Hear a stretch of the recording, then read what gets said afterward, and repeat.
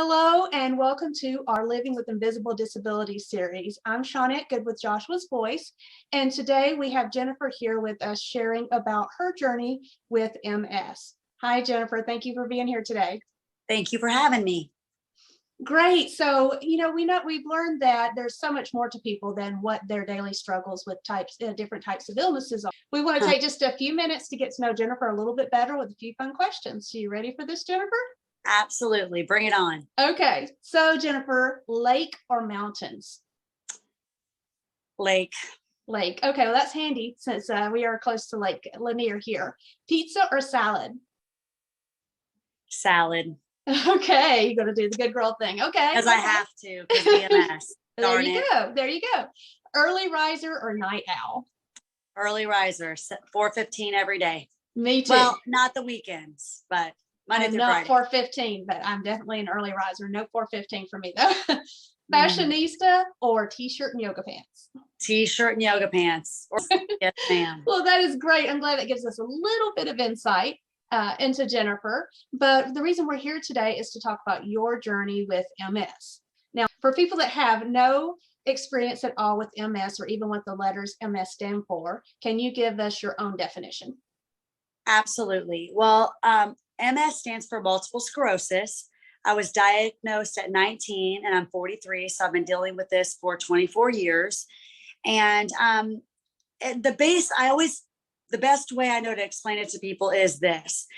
In your brain and your cervical spine and your thoracic spine, that's kind of like a car's fuse box. Okay. And so if a fuse goes out in a car, what's going to happen is the radio might go out, the lights might go out, your turning signal may go out. Well, your brainstem is your fuse box. And what happens is lesions are created and it can take out, the ability to walk, the ability to blink, the ability to lift your arm, the ability to, just think about any function of the body can affect any function of the body.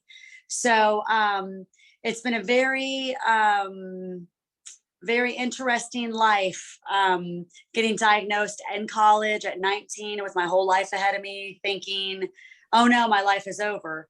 But I'm so thankful that I was able to turn it around for the better. And I'll tell you, my scans look like I should be in a wheelchair, but thank God I'm not. And I just keep plugging along. I have a lot of strategies about this and why I've been able to make it as far as I've made it. But I was told by 2 teams of neurologists when I was first diagnosed that I would be in a wheelchair by 30. And again, I told you I'm 43. So for me, every day past that 30 mark has been a gift and a blessing. I apologize for getting emotional, but I understand how blessed I am.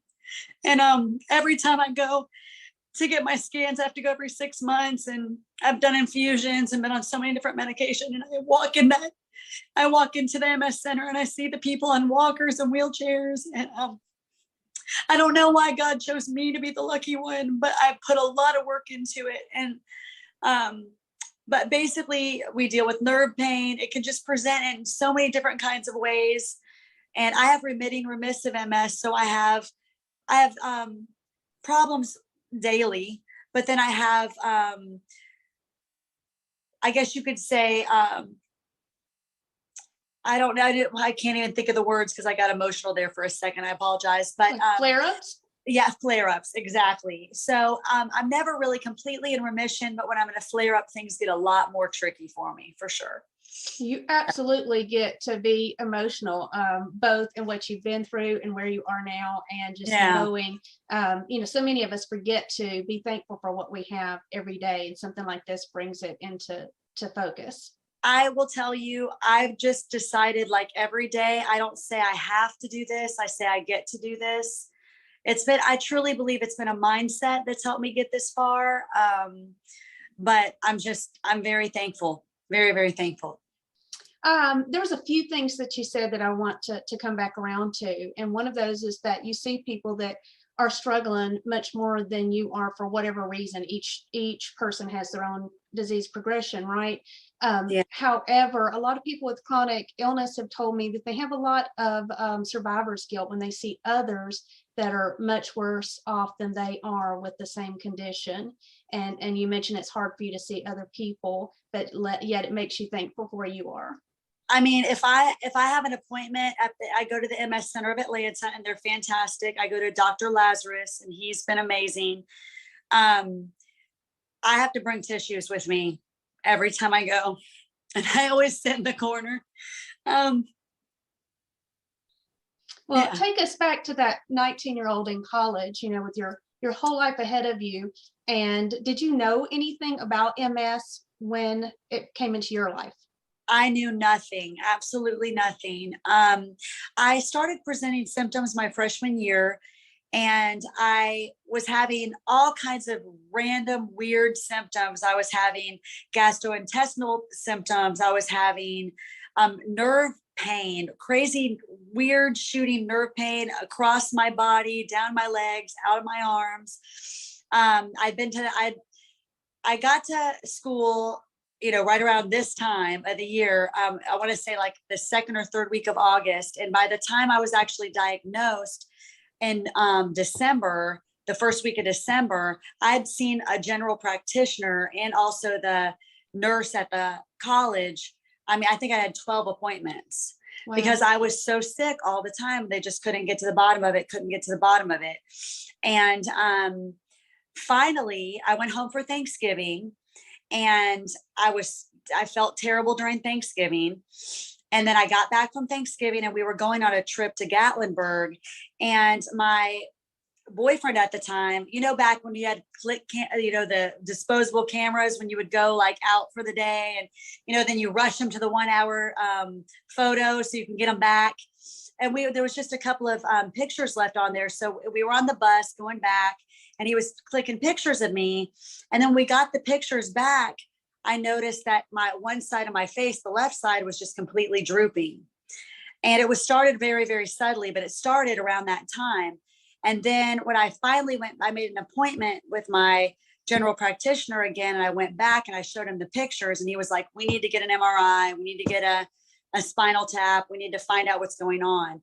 And that took a little while, because you know how it's so hard to get an appointment and whatever. And then I finally was diagnosed in December, and I had I was at the UT Medical Center in Knoxville, and they were fantastic. And I just decided from there, I was going to learn every single thing I could about MS. So if I was taking speech. So I was like, okay, I'm going to learn, my speech is going to be about MS. If I was writing a paper and we were able to choose our topic, I was going to research every single thing I could about MS to learn what are the do's and don'ts. How is this going to affect me? How has this affected other people in the past? What are the different types of MS? And I just really educated myself so I could learn everything about what I was facing. And I would say for anybody as they come, and I, doing what I do, I'm a personal trainer, and I work with, I do massage therapy. I fix broken people. That's what I love to do. Teach people how to walk again. That's my passion. I think that came from my diagnosis. But anybody out there who's hearing this, if you get faced with something like, I just had one of my clients that was just diagnosed with Parkinson's last month. And I'm like, okay, this is not a death sentence. We just have to, let me help you, educate you, everything that you need to know about Parkinson's, how it affects your body, what you need to do. Do you need to, is cold weather better for you? Is hot weather better for you? What do you need to eat? What do you need to do with your body to make sure things are working cognitively, that kind of thing. So if you're out there and you just got a bad diagnosis, I can just tell you, educate yourself and get around people who are positive, who will encourage you, not discourage you. And that's what I've done all these years. That is awesome, because I can just imagine that you could go a couple ways. You could either go into denial or depression, or you can go into this self-advocacy, self-education, determination to move forward. And that's obviously what you've done. Yes, ma'am. People that may see you now may be like, oh, well, this obviously wasn't so bad for her. But I know that's not the truth. Take us back to maybe the hardest part of your journey physically. The hardest part of my journey physically was in my 20s when my left leg decided that it just didn't want to work properly.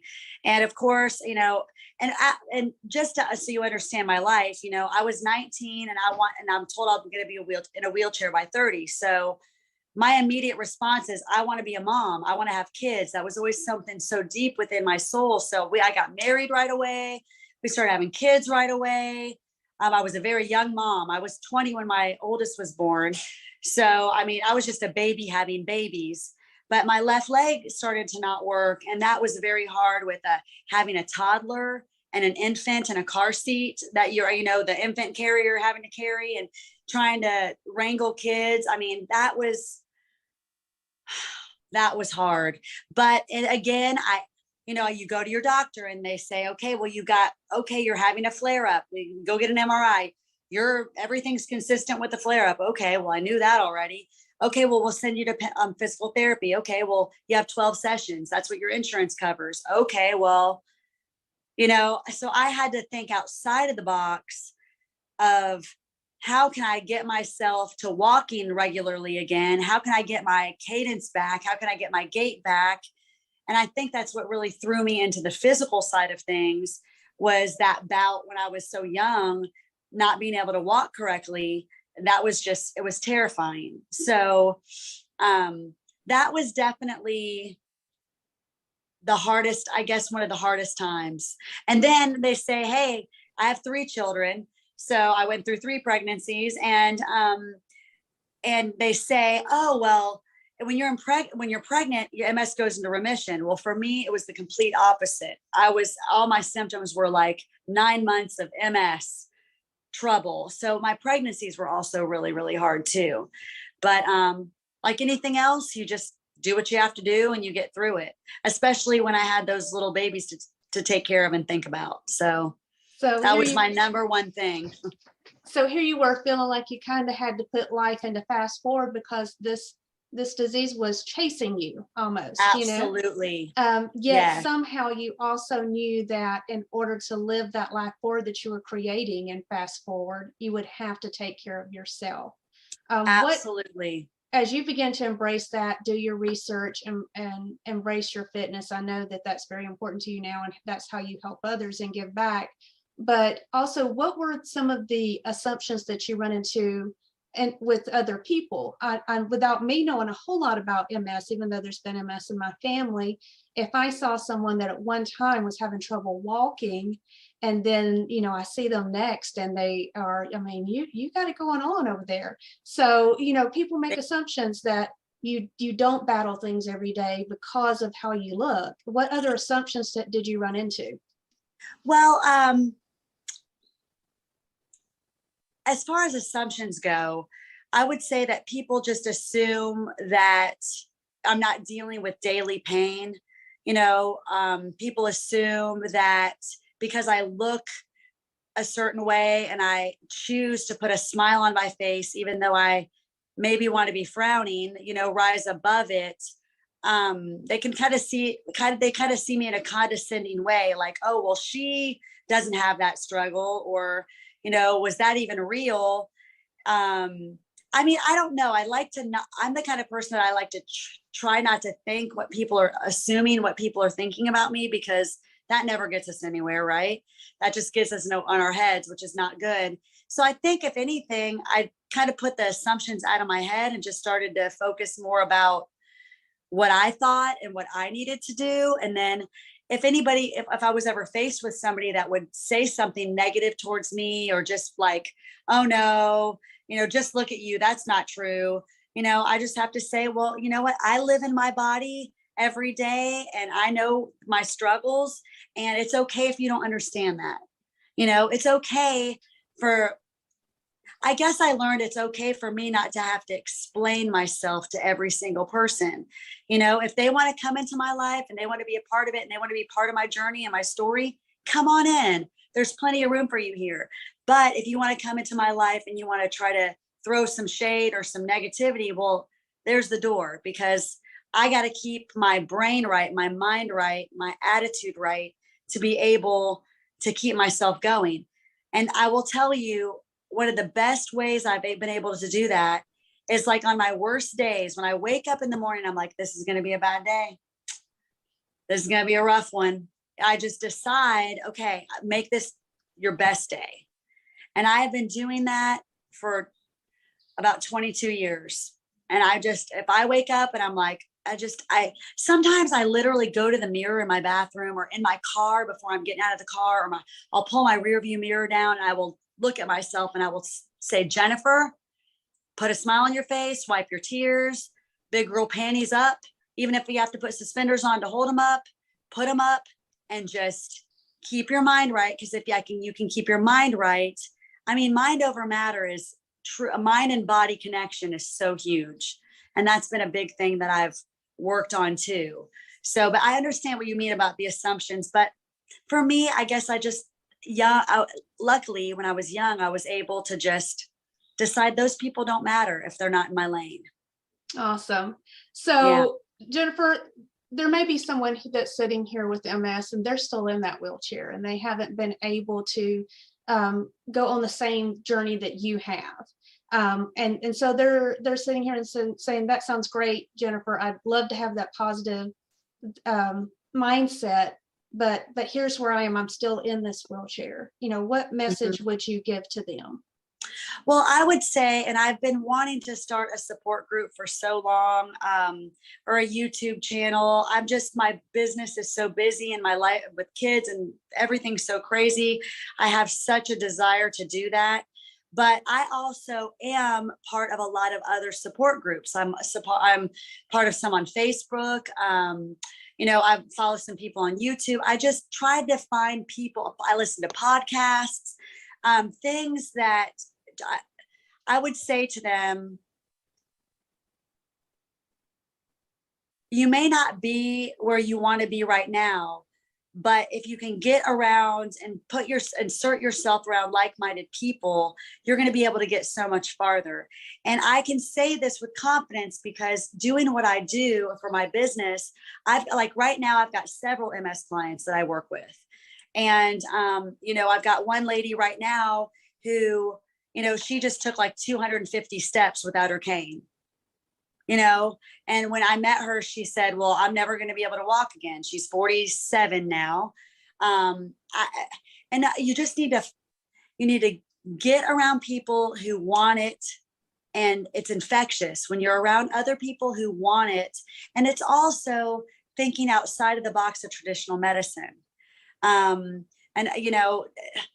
At a traditional physical therapy, because it's not just exercising the body, it's learning how to feel what you're doing in your body and getting your mind to connect to it. When I was learning how to get my gait back and my walking back, I would play games with myself.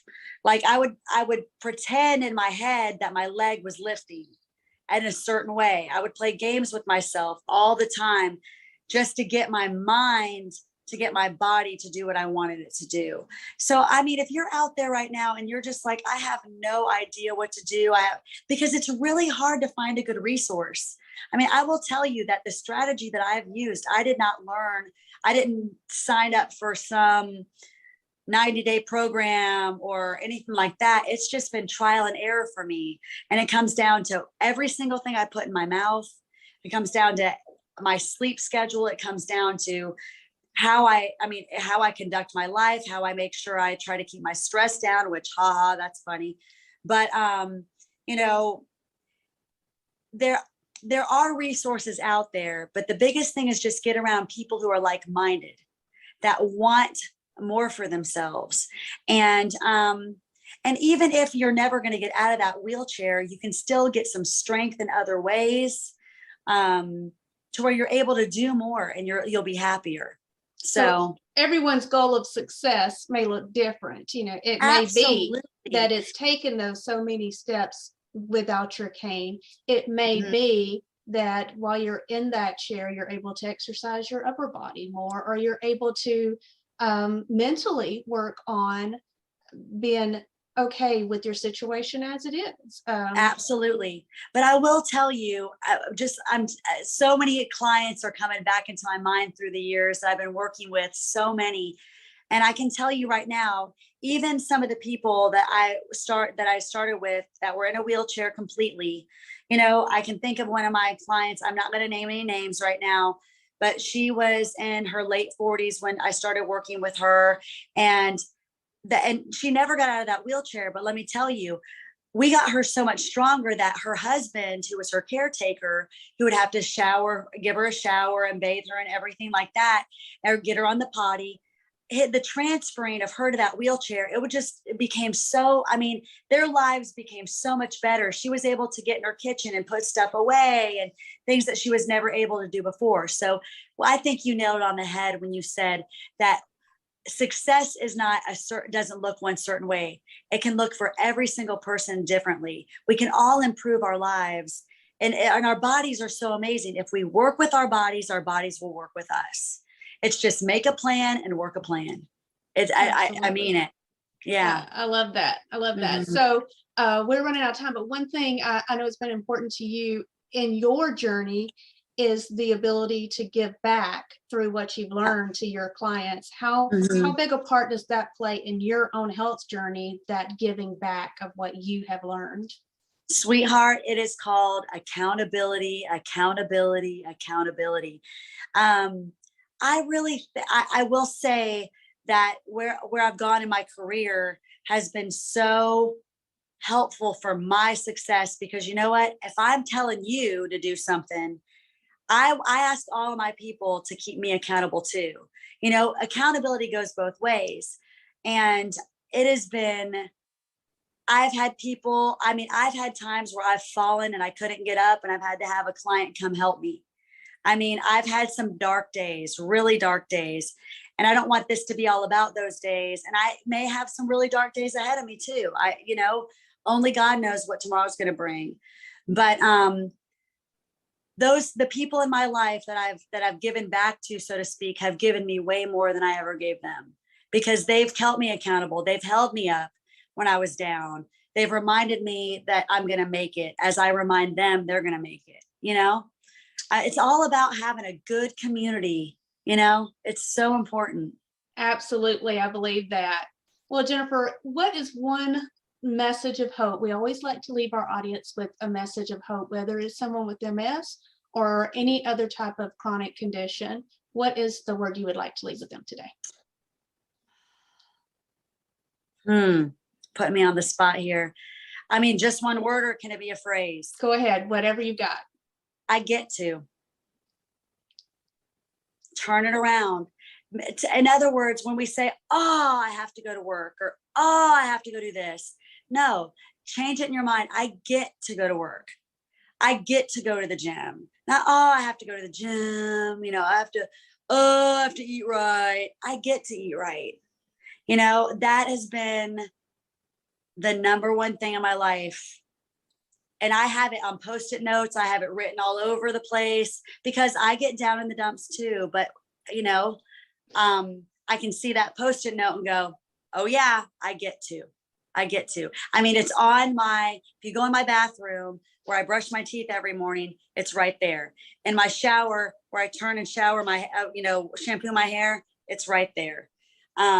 Because having that reminder makes a big difference. Just remember, guys, you get to do it. You get to. What a great way to start every day, and what a great way to end our interview today. Jennifer, yes, ma'am. Thank you for sharing your story. We're so inspired by what you've been able to accomplish, but more importantly, about how important it is for you to give that back to others. So thank you for the inspiration that you've been. And I know others are going to want to kind of follow along with your story. So we'll have some of that information below on some of the resources you've been able to use and how people can connect with you. Yes, ma'am. I look forward to it. Great. And thank you so much for being here today. All right. My pleasure. Thanks for having me. And if anyone would like to connect with Joshua's Voice, you can find us at joshuasvoice.org, and you can see the rest of our social information below, and you can follow us on our YouTube channel by subscribing, and we'd appreciate it if you also like and share our content. So once again, thank you, Jennifer, and as you all go about your day, be thankful for what you get to do. Have a good one. Awesome.